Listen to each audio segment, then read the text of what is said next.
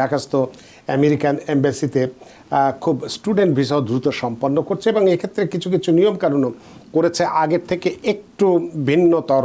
তারা জানতে চায় স্টুডেন্টরা ওই যে ক্যাটাগরিতে গেল, যে ইউনিভার্সিটিতে কমপ্লিট করবে কিনা বা তার ফিউচার প্ল্যান কি, যদি বুঝে এলিজিবল তখন তাকে তারা স্টুডেন্ট ভিসাটা ইস্যু করার চেষ্টা করে। অনেকেই দেখা যাচ্ছে ইদানিং আমার কাছে যারা সেমিস্টারটা নষ্ট হয়ে গেছে, তার এক্সপায়ার হয়ে গেছে, তার স্টুডেন্ট ভিসার বলবৎ নাই, ইউনিভার্সিটি তাকে হয়তো করে দিচ্ছে, আউট করে দিচ্ছে, যেখানে তার এখন কোনো স্ট্যাটাসে নাই। এই মার্কেটটা নষ্ট হচ্ছে একটা কারণে, অনেকে দেখা যায় দূর দূরান্তে বিভিন্ন স্টেট ইউনিভার্সিটিতে যায়, বুঝছেন।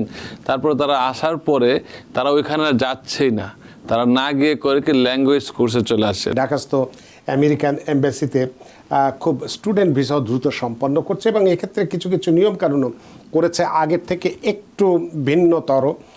যে আমরা যদি দেখি স্ট্যাটিস্টিক্সটা যদি দেখি যে বাংলাদেশ এখন যদিও একটি ছোট্ট দেশ কিন্তু জনসংখ্যা অনেক, কিন্তু পড়াশোনার ক্ষেত্রে আমাদের কমিউনিটির মানুষজন আমরা খাই না খাই বাচ্চাকে পড়াশোনা করাতে চাই এবং ভালো জায়গায়, এবং ভালো বলতে প্রথম চয়েসটাই থাকে আমাদের আমেরিকায়, কারণ আমেরিকায় 4000-এর উপরে বিশ্ববিদ্যালয় আছে। এই বিশ্ববিদ্যালয়ে পড়ানোর জন্য আমরা যারা অভিভাবক আছি তারা প্রাণান্তকর চেষ্টা করি আমাদের সন্তানকে আনার জন্য, এবং সেক্ষেত্রে আমেরিকার যেই এত প্রায় 200-র উপরে সারা পৃথিবীতে দেশ আছে, 8ম স্থানে আছে বাংলাদেশ। এবং গত বছরে মানে এই বছর চলতি বছরে 17,000 স্টুডেন্টকে মানে ভিসা দেওয়া হয়েছে ছাত্রদেরকে, যারা এখন এখানে পড়াশোনা করছে। এবং দেখা যাচ্ছে যে এখানে প্রায় 1.12 মিলিয়ন স্টুডেন্ট, বাইরের স্টুডেন্ট এখন আমেরিকায় পড়াশোনা করছে।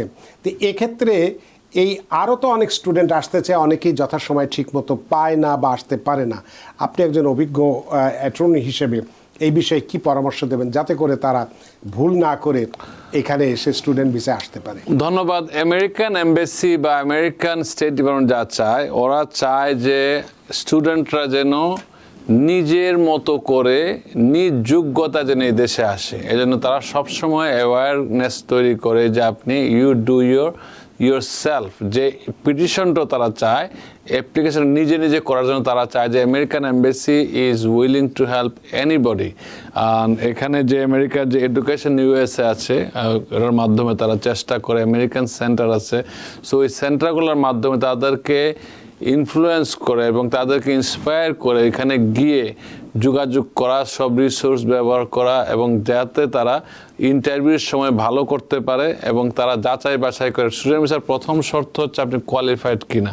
কোয়ালিফাইড হচ্ছে তারা অনেকভাবে দেখে, আপনার এডুকেশন ব্যাকগ্রাউন্ড দেখবে, আপনার এক্সট্রা কারিকুলাম অ্যাক্টিভিটিস দেখবে, ইউনিভার্সিটি আপনাকে অ্যাকসেপ্ট করেছে কিনা, এবং কোন কোন ইউনিভার্সিটি, আপনার ফিল্ড অফ স্টাডি কি, এবং আপনার যে পার্সোনাল চয়েস, কেন ইউনিভার্সিটি চয়েস করেছেন, সব মিলিয়ে তারা যাচাই বাছাই করে। এর ইন্টারভিউটা মাস্ট, ইন্টারভিউ হবে, ইন্টারভিউ কিন্তু আপনারই হবে। যে কারণে ওরা চায় যে নিজের যে অ্যাপ্লিকেশনটা করলে এখানে কোনো যেন মানে আর্টিফিশিয়াল কিছু না থাকে। তখন তারা কিন্তু কথা বললেই বুঝে যে 50% ক্ষেত্রে বুঝে, অনেক সময় তো তারা বুঝে না, 50% ক্ষেত্রে বুঝে যে স্টুডেন্টটাকে আসলেই তারা জানতে চায় স্টুডেন্টটা ওই যে ক্যাটাগরিতে গেল, যে ইউনিভার্সিটিতে কমপ্লিট করবে কিনা বা তার ফিউচার প্ল্যান কি, যদি বুঝে এলিজিবল তখন তাকে তারা স্টুডেন্ট ভিসাটা ইস্যু করার চেষ্টা করে। এবং অনেক সময় এক্সপারেট করা যায়, যদি কারো সেশন যদি ধরেন আপনি ফলে আসবেন, আগে করলেন, যদি দেখে যে তার নিডটা খুব প্রয়োজন, তারা এখানে এক্সপারেট করার চেষ্টা করে থাকে।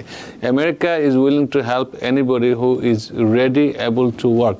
আর অনেকে দেখা যায় যে এই মার্কেটটা নষ্ট হচ্ছে একটা কারণে, অনেকে দেখা যায় দূর দূরান্তে বিভিন্ন স্টেট ইউনিভার্সিটিতে যায়, বুঝছেন। তারপরে তারা আসার পরে তারা ওইখানে যাচ্ছেই না, তারা না গিয়ে করে কি ল্যাঙ্গুয়েজ কোর্সে চলে আসে। ল্যাঙ্গুয়েজ কোর্সের কিন্তু কয়েকটা কারণে ল্যাঙ্গুয়েজ করানো যায়। তার চায় যে এখানে বৈধ থাকতে, পরবর্তীতে হয়তো কোনো ব্যাচেলার কোর্সে ঢুকবে, কিন্তু গ্র্যাজুয়েশন বা আন্ডার গ্র্যাজুয়েট তারা কিন্তু হচ্ছে না।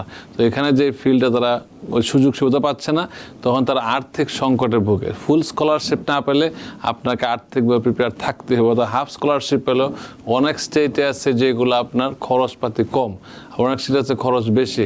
ইউনিভার্সিটিতেও খরচ, কোনো ইউনিভার্সিটিতে খুব এক্সপেন্সিভ, কোনো ইউনিভার্সিটিতে লেস এক্সপেন্সিভ। ওইগুলো সব বিবেচনা করার পরে তারা যদি মনে করে যে স্টুডেন্টটা আসলে সে কমপ্লিট করবে, এবং কমপ্লিট করার পরে কিন্তু অনেক সুযোগ আসে, অনেকে কমপ্লিট না করে তাদের কিন্তু সুযোগ আসে না, তারা বাধ্য হয়ে অ্যাসাইলাম ফাইল করতে হয়, অথবা ল্যাঙ্গুয়েজ কোর্সে ভর্তি হয়ে কিছুদিন করে তারপর ছেড়ে দিচ্ছে। সো এই ভাইস ভার্সা অনেক কিছু বিষয় আছে তারা বিবেচনা করে, এবং অনেকের ক্ষেত্রে এটা বলবো এখন অনেকেই দেখা যাচ্ছে ইদানিং আমার কাছে আছে যারা সেমিস্টারটা নষ্ট হয়ে গেছে, তার এক্সপায়ার হয়ে গেছে, তার স্টুডেন্ট ভিসার বলবৎ নাই, ইউনিভার্সিটি তাকে হয়তো করে দিয়েছে, আউট করে দিয়েছে, যেখানে তার এখন কোনো স্ট্যাটাসে নাই। সে চাইলেও কিন্তু অন্য কোনো স্ট্যাটাস যেতে পারবে না, চাইলেও সে এমপ্লয়মেন্ট ভিসা যেতে পারবে না, কারণ সে আউট অফ স্ট্যাটাস। ওই ক্ষেত্রে তার বাধ্য অ্যাসাইলাম ফাইল করা ছাড়া, কারণ অনেকে ভয়ে আছে এখন ট্রাম্প প্রশাসন আসার পরে। ওটা যদিও লয়েস্ট ক্যাটাগরি, তা ট্রাম্প প্রথমেই তার যে প্রতিজ্ঞা অনুযায়ী সে ডিপোর্ট করবে তাদেরকে যাদের ক্রিমিনাল রেকর্ড এবং ডিপোর্টেশন, তারপর যাদের ডিপোর্টেশন, তারপর যারা অবৈধভাবে বসবাস, কোনো কেস পেন্ডিং নেই তাদেরকে। সো এই কথা বিবেচনা করে অনেকে অ্যাসাইলাম ছাড়া কোনো ক্ষতি দেখতেছে না। তো এই ক্ষেত্রে বলবো যার যার কেস আপনারা সবাই জানেন, জানুয়ারি 20 তারিখের পরে সিচুয়েশন হয়তো অনেক পরিবর্তন হতে পারে, এবং দৃষ্টান্ত স্বরূপ ট্রাম্প প্রশাসন অনেক কিছু করবে, হয়তো হাজারে একজনের ভিকটিম হবে, এটার মধ্যে সবাইকে তো ধরা সম্ভব হবে না, কিন্তু তাই দৃষ্টান্ত স্বরূপ অনেককেই এমনভাবে নেবে যে এক্সপায়ার ভিসা থাকলেও ধরবে, হয়তো ডোরে যে নক করতে পারে, কিন্তু সবার ক্ষেত্রে এটা হবে বলছি না, কিন্তু দৃষ্টান্ত স্বরূপ সে অনেকে এটা করবে। সেই ক্ষেত্রে আপনারা যে যার মতো যারটাই সে নিজের বুঝেন, আপনারা সতর্ক থাকার চেষ্টা করুন এবং ব্যবস্থা নেওয়ার চেষ্টা করুন। এক্ষেত্রে আপনি যেটা বলেছেন ওই প্রশ্নটা হয়তো আমি করতাম, কিন্তু এক্ষেত্রে এই ডিপার্টমেন্ট একটু আবারও কঠোর হয়েছে, যে আগে দেখা গেছে যে একজন স্টুডেন্ট ভিসা নিয়ে আসলো আমেরিকায়, হয়তো সে ম্যাসাচুসেটসে তার ভর্তি হয়েছে, নিউ ইয়র্কে নামলো বা অন্য কোথাও যে নামলো, তারপরে আর ওখানে যায় না বা করে এই ধরনের এরকম ক্ষেত্রে এবার খুব কঠোরতা অবলম্বন করেছে, যে নামের সাথে সাথে তাদেরকে ডিপোর্ট করে পাঠিয়ে দিতে পারে, যেখানে যে বিশ্ববিদ্যালয়ে ভর্তি হয়েছে সেখানেই তাকে যেতে হবে বা থাকতে হবে, এই ধরনের এটা এখনো ফাইনাল হয় নাই, কিন্তু এইগুলার জন্য কিন্তু কংগ্রেসের অনুমতি লাগবে না। এগুলা department of homeland security any time তাদের মেমো চেঞ্জ করতে পারে। এই ক্ষেত্রে আপনি ভাববেন না যে ট্রাম্প আসলেই করবে, এটা ট্রাম্প ছাড়াও ট্রাম্পের কোনো অনুমতি লাগবে না। এগুলো ডিপার্টমেন্ট অফ হোমল্যান্ড সিকিউরিটি যখন নির্দেশ দেবে, এটা কিন্তু কংগ্রেসের অনুমোদন লাগে না, তারা শুধু মেমো দিয়ে দেবে, মেমোর যে কাজ হয়ে যাবে। সো আপনারা সতর্ক থাকবেন, যে যেখানে আসেন না কেন আপনারা মানে কোনো সময় আপনার যেন স্ট্যাটাস যেন নষ্ট না হয়। স্ট্যাটাস নষ্ট হলে কিন্তু আর রিভাইভ করা সম্ভব হবে না। অনেক ধন্যবাদ জনাব মঈন চৌধুরী বিষয় দুটিকে সুন্দরভাবে ব্যাখ্যা করার জন্য। সুপ্রিয় দর্শকরা নিশ্চয়ই বুঝতে পেরেছেন যে স্টুডেন্ট ভিসা অনেক, যেহেতু আমেরিকা অবারিত সুযোগের একটি দেশ, এখানে নিজেকে যেভাবে খুশি সেভাবেই নিজেকে প্রতিষ্ঠিত করা যায়।